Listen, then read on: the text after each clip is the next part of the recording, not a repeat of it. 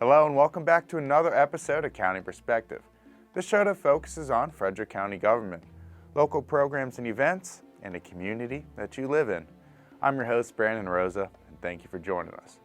Now, a lot has been happening over the summer, so let's find out what the county has been up to. Frederick County is poised for the future. That's a message County Executive Jan Gardner presented when she unveiled her strategic plan for her administration. She announced the plan during her public information briefing on Thursday, July 25th. The strategic plan focuses on 5 key priorities: education, jobs, seniors, community needs, and growth. Initiatives to support these 5 priorities were developed with input from a leadership conference Executive Gardner hosted in February.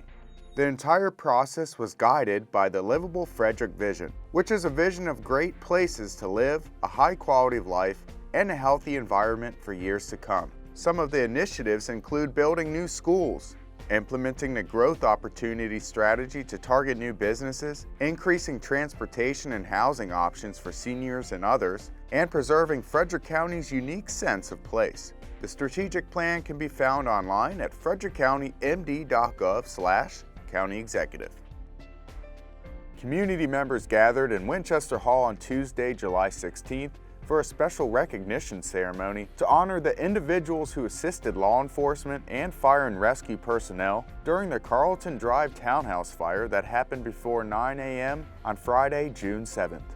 While the 7 townhouse units were engulfed in flames, employees of Frederick County, the City of Frederick, the county's recycling contractor, and the member of a local church all risked their own lives to help get their neighbors out of the fire before emergency responders arrived. Officials from the Frederick County Division of Fire and Rescue Services ruled the townhouse units to be a total loss.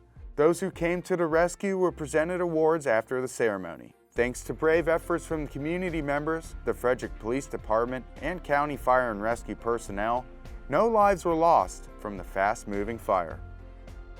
Single-stream recycling in Frederick County is changing. Residents can no longer put plastic shopping bags in the recycling bin, not even if they are inside a bag of bags. Plastic bags in film, like food wrap, can still be recycled at stores that collect plastic bags in collection boxes. Another change is that shredded paper is no longer accepted in the curbside recycling program. Small pieces of paper are difficult to sort and end up contaminating other recyclables. Consider putting your shredded paper in composting or use a document destruction company to shred your paper. These services do offer paper recycling because it isn't mixed with other materials. If you aren't sure if an item is recyclable, remember, when in doubt, throw it out. You can look up what's recyclable on the handy Recycle Coach app. And finally, please remember to keep your recycling loose so it can be sorted. Bagged recyclables will not be picked up from the curb. To learn more, follow Recycling in Frederick County on Facebook or visit frederickcountymd.gov/recycleright. Did you know that the month of July is both Culinary Month and Parks and Recreation Month? In recognition of these 2 occasions, we decided to air a special segment on cooking classes that are hosted by our very own Parks and Recreation Division. Get your stomachs ready, we're heading to the kitchen.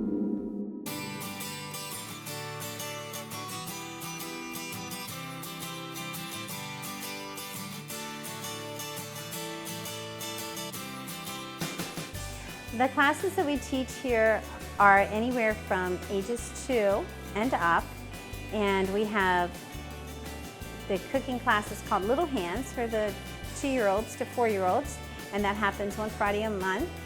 And we take a book and we create a recipe around it, and then we also have some crafts and things like that that are available. And then for our children's classes, they range from baking with kids, Dolly and me, Daddy and me, Mommy and me. We also have baking classes, and we just have a lot of fun with the kids. And then we have adult classes that range from date night classes to a specific theme of like Mediterranean or Asian cooking and seafood mastering. And we have just sometimes groups come in and work together that maybe we're people that work together, want to work together in the kitchen also, and we do those kind of classes too. So everybody, whatever your age, you can come cook.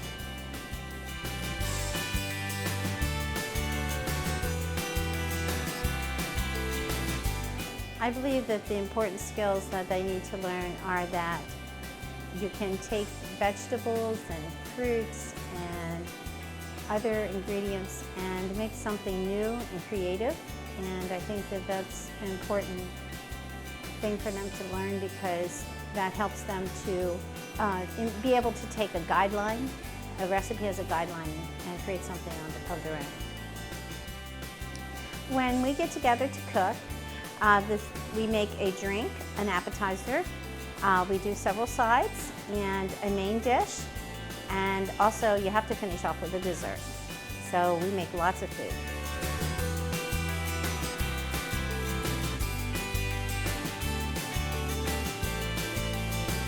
Our classes range from 2.5 hours to 3, and typically when you come in, you learn some information about the foods that you're going to prepare or about the country that you're preparing foods from. You also find out some tips that you're going to need to know, some techniques. Then we go right into cooking together, and then about a half an hour before your class ends, everyone sits down and has a meal together. Because you cook together, now you get to sit together and enjoy one another's company.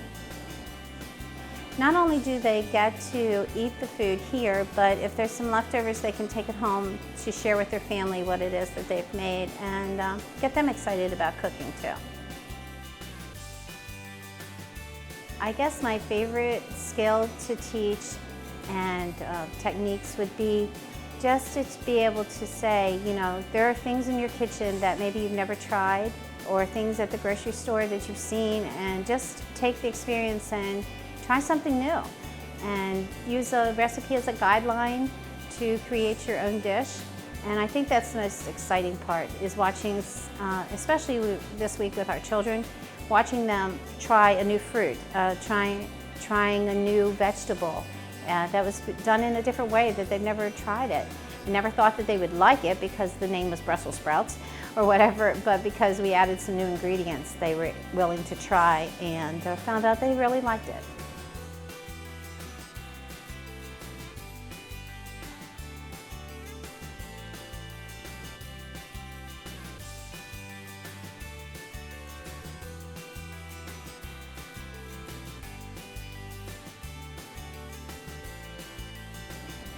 If you're interested in cooking on some of the aspects and knowing some new techniques and skills, just register for one of the upcoming classes for Parks and Rec. Get in the Recreator and look to see what we have to offer. We're going to take a quick break, but stick around. We have plenty more coming up on County Perspective.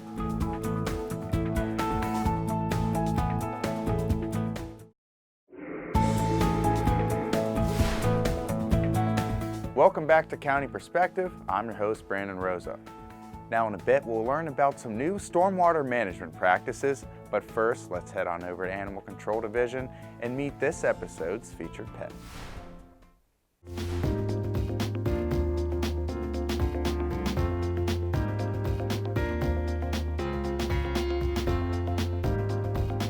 Onyx is a typical puppy. He is goofy and playful and has a lot to learn. At FCAC, Onyx has shown himself to be a loving dog who is eager to give kisses and does well with other dogs. He can be a bit intense about his food, however, and will need a family who is willing to work with him on this. Onyx's new family should also only include children who are 16 or older. Visit Onyx at Frederick County Animal Control and Pet Adoption Center, 1832 Rosemont Avenue.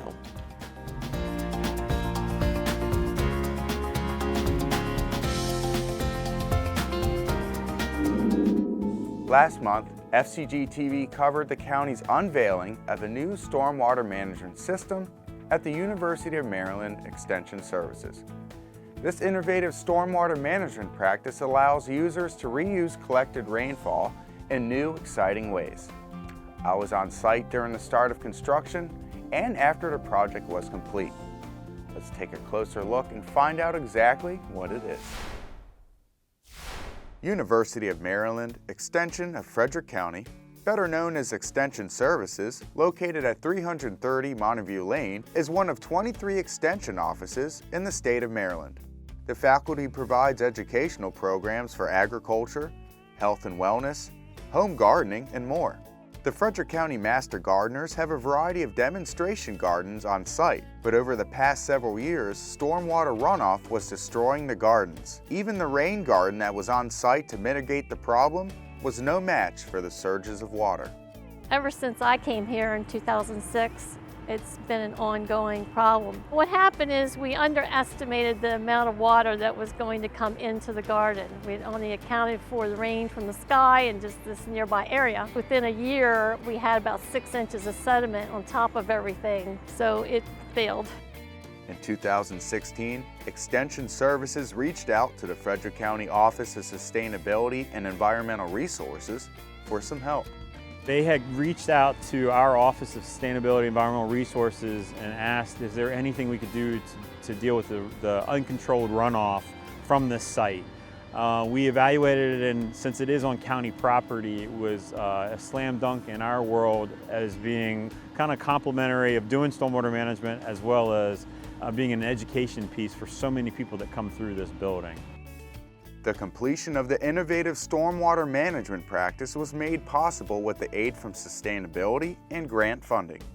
So this is it's partially county funded, and then we also got a Chesapeake Bay Trust grant funding where the county was able to get $40,000 as part of a grant funding for this project. We have Dewberry Engineering, who was the one who actually designed the project, and then we have Triangle Contracting, who is actually doing the construction aspects of it. Officials from Sustainability and Extension Services wanted this project to teach individuals visiting the facility how to mitigate stormwater runoff. What we're hoping for here is really a demonstration project where it will capture not only what residents can do in their own house, but also small businesses, what they can do for stormwater management. So if they're finding issues where they're having runoff problems, these practices that we've installed, they could come here, look at them, get educated, and determine if it's something they want to do on their own property. Construction for the project started in March of 2019. Several methods were used to mitigate the stormwater runoff that was attacking the property. We have the two filteras, which are proprietary because they're so good at capturing stormwater runoff in a small space, which would be really good in constrained areas. This site is a constrained area because it has a lot of underground utilities, and we were forced to almost have to go with this type of smaller device. Then next to the one is going to have a microbial retention, which will almost act as almost like a rain garden. It'll be planted with flowering plants, control the runoff, treat the runoff, and slowly percolate through the system. And then the last thing we have are the two rain tanks, which again, capturing runoff off the rooftop and actually utilizing it during drought seasons. They can actually water their plants and keep that going without using crucial water that we need. And a dry stream bed was added as well.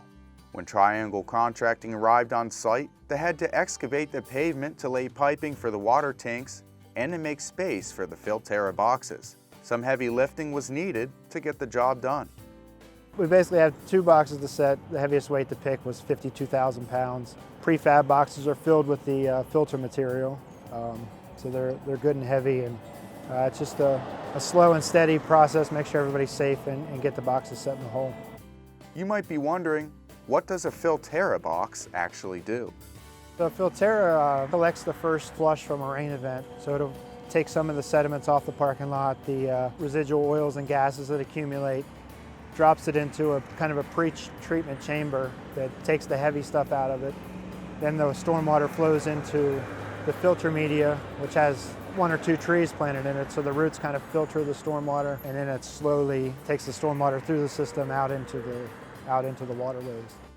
Construction was completed in May of 2019. Now the gardens on site will be safe, the stormwater exiting the property will be cleaner, and the innovative stormwater management practice will be an educational piece for visitors for many years to come. This was a really nice gift from the Frederick County government. Of course, this is government property. We will have seminars for the public to come and hear about the systems that we'll have in place.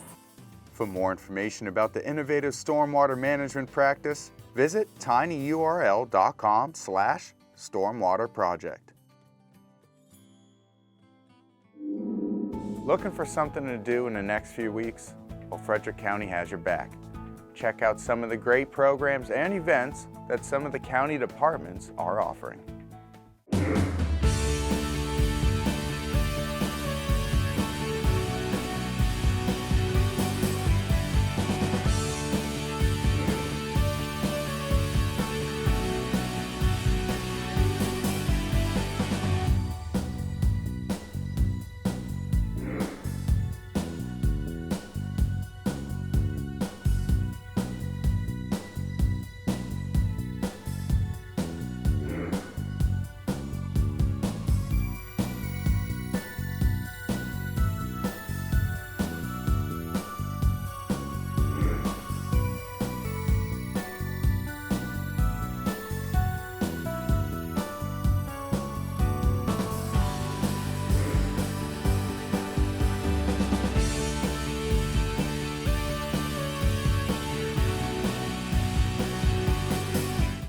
Now at this partner show, we like to mention a few recent events, along with things our viewers should keep an eye out for in the upcoming weeks. You're invited to the Law Enforcement Center for the annual Frederick County Sheriff's Office Open House event that will take place on Thursday, August 8th, from 5 p.m. to 8 p.m.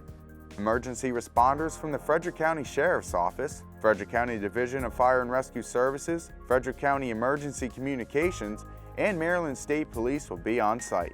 The open house will feature a building tour of the Law Enforcement Center, police vehicle and SWAT displays, a crime scene trailer display and activities, fire engine and static displays, recruitment opportunities, canine demonstrations, food and refreshments, prizes, giveaways, and a chance to meet and interact with public safety personnel. This event is free and is intended for all ages. If you would like more information about the open house event, visit frederickcosheriff.com. Are you interested in getting experience in the television field, or would you like to build your career in media and television? Well, FCG-TV is looking for candidates to fill 2 part-time positions. FCG-TV is looking for someone who is creative, has knowledge of video, audio, and television equipment, as well as knowledge with Adobe Creative Cloud, like Adobe Premiere and Adobe After Effects. Those chosen for the position will assist with video productions, video editing, and live televised meetings. If video production isn't what you're looking for in a career, well, Frederick County government has a variety of positions available. To find out what job openings are available with Frederick County government or to apply, visit frederickcountymd.gov/jobs. Well, that's it for this episode of County Perspective, but don't forget to follow Frederick County on social media in order to keep up to date on important news and events. We'll see you next time for a fresh look from a county perspective.